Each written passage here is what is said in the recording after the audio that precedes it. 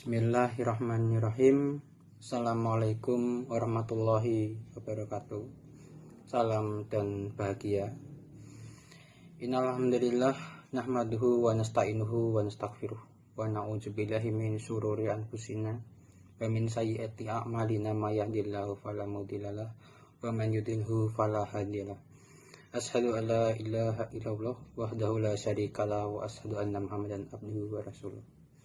Pada kesempatan kali ini, saya Setio Aji Wibowo dengan NIM 2020017154 dari program studi akuntansi angkatan 2020 ingin mempresentasikan materi skripsi yang telah saya susun yang berjudul Pengaruh Ajaran Taman Siswa, Tripantangan, Penalaran Moral, Retaliasi, dan Gender terhadap kecenderungan niat melakukan whistleblowing. Memasuki pada poin pertama, yaitu bagian latar belakang.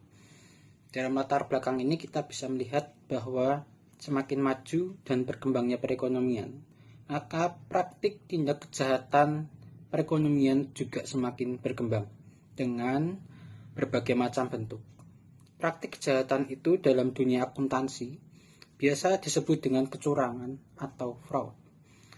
Fraud secara umum diartikan sebagai kecurangan atau penipuan dengan tujuan untuk memperoleh keuntungan secara material maupun non-material, menurut Handika dan Sudaryanti tahun 2017.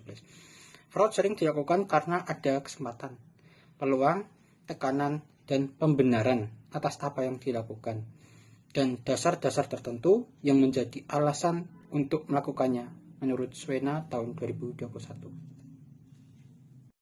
Perkembangan perusahaan dengan masalah yang semakin kompleks akan mengakibatkan kesulitan dalam mengawasi kegiatan operasional perusahaan sehingga berpotensi untuk terjadinya fraud. Kejadian fraud dalam perusahaan menunjukkan adanya masalah pada tugas dan fungsi perusahaan yang dilaksanakan tidak sesuai dengan regulasi yang ada, yang dapat berdampak pada tata kelola perusahaan. Oleh karena itu, tindakan pencegahan fraud sangat perlu dilakukan. Salah satunya melalui whistleblowing system, menurut Nur dan Laksmi tahun 2022. Fenomena whistleblowing mulai dikenal publik setelah muncul beberapa kasus kecurangan pada perusahaan besar di Amerika Serikat.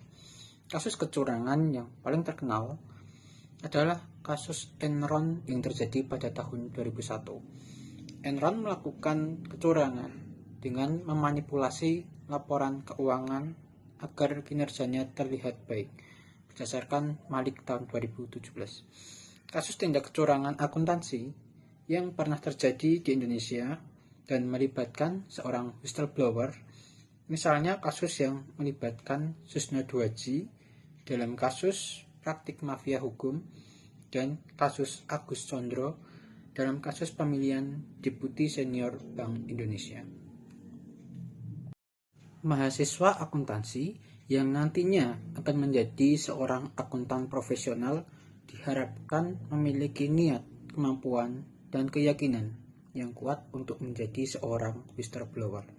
Penerapan whistleblowing di perguruan tinggi dapat memberikan keberanian untuk mengungkapkan tindakan yang mengindikasikan kecurangan, sehingga lingkungan yang ada di kampus atau universitas menjadi lingkungan yang bebas dari istilah 3M, yaitu mencontek, menyalin, dan meniru, menitip presensi, mengubah nilai akhir, dan memanipulasi data ketika pelaksanaan skripsi.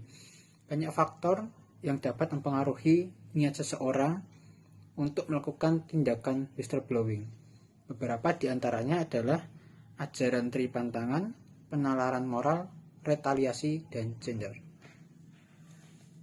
Kemudian memasuki poin kedua, yaitu tentang tujuan penelitian. Ada 4 yang menjadi tujuan penelitian ini. Yang pertama yaitu untuk membuktikan apakah pemahaman ajaran tripantangan berpengaruh positif terhadap kecenderungan niat melakukan whistleblowing. Yang kedua, untuk membuktikan apakah penalaran moral berpengaruh positif terhadap kecenderungan niat melakukan whistleblowing. Yang ketiga, untuk membuktikan apakah retaliasi berpengaruh negatif terhadap kecenderungan niat melakukan whistleblowing. Dan yang keempat yaitu untuk membuktikan apakah gender berpengaruh positif terhadap kecenderungan niat melakukan whistleblowing. Baik, memasuki poin ketiga yaitu tentang kajian teori. Dalam teori penelitian ini saya menggunakan teori of Planet Behavior atau TPB. TPB bertujuan untuk memprediksi dan memahami dampak dari niat berperilaku, mengidentifikasi strategi untuk mengubah perilaku, serta menjelaskan perilaku nyata manusia menurut Achen tahun 1991. Berperilaku niat dianggap sebagai suatu faktor motivasional yang berpengaruh terhadap perilaku suatu individu. Gender yang berada dalam komponen sikap berperilaku atau attitude yang dilandasi dengan pemahaman ajaran taman siswa Tripantangan yang baik.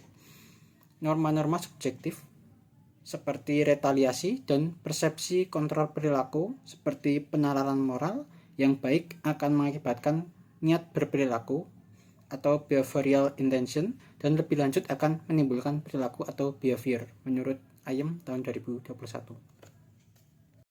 Kemudian memasuki poin berikutnya yaitu hipotesis. Ada 4 hipotesis dalam penelitian ini, yaitu H1, ajaran Tripantangan berpengaruh positif terhadap niat kecenderungan melakukan tindakan whistleblowing. H2, penalaran moral berpengaruh positif terhadap niat kecenderungan melakukan tindakan whistleblowing. H3, retaliasi berpengaruh negatif terhadap niat kecenderungan melakukan tindakan whistleblowing. H4, gender berpengaruh positif terhadap niat kecenderungan melakukan tindakan whistleblowing. Kemudian poin berikutnya yaitu kerangka pikir penelitian. Untuk variabel X1 yaitu ajaran taman siswa Tripantangan, variabel X2 penalaran moral, variabel X3 retaliasi, dan variabel X4 yaitu gender, dan pengaruhnya terhadap whistleblowing yaitu variabel Y. Untuk metode penelitian, yang pertama jenis penelitian ini adalah penelitian kuantitatif. Kemudian jenis data yang digunakan adalah data primer. Kemudian untuk metode pengumpulan data adalah convenience sampling.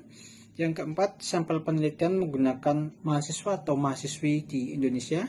Dan yang kelima, untuk teknik analisis data menggunakan 3 teknik, yaitu uji statistik deskriptif, uji asumsi klasik, dan uji hipotesis. Kemudian hasil penelitian, ajaran Tripantangan berpengaruh positif terhadap niat kecenderungan melakukan tindakan whistleblowing. Penalaran moral berpengaruh positif terhadap niat kecenderungan melakukan tindakan whistleblowing. Retaliasi tidak berpengaruh terhadap niat kecenderungan melakukan tindakan whistleblowing. Dan gender tidak berpengaruh terhadap niat kecenderungan melakukan tindakan whistleblowing. Kemudian untuk poin terakhir yaitu saran. Untuk saran terdapat 4 saran. Yang pertama, peneliti selanjutnya dapat menambahkan variabel-variabel seperti pengaruh pemberian reward, kesadaran etika, budaya organisasi, dan ajaran taman siswa yang lain, sehingga dapat mempengaruhi niat melakukan tindakan whistleblowing. Untuk kedua yaitu peneliti selanjutnya diharapkan dapat memperluas ruang lingkup penelitian dengan menambahkan jumlah responden yang akan digunakan menjadi sampel penelitian. Yang ketiga, peneliti selanjutnya dapat mencoba melakukan penelitian dengan metode yang berbeda seperti dengan wawancara dan metode lainnya. Dan yang terakhir, peneliti selanjutnya juga bisa menerapkan model penelitian moderasi atau intervening. Demikian pemaparan presentasi skripsi dari saya. Atas kekurangan dan ketidaksempurnaannya saya mohon untuk dimaafkan. Terima kasih atas perhatian yang telah diberikan. Wassalamualaikum warahmatullahi wabarakatuh. Salam dan bahagia.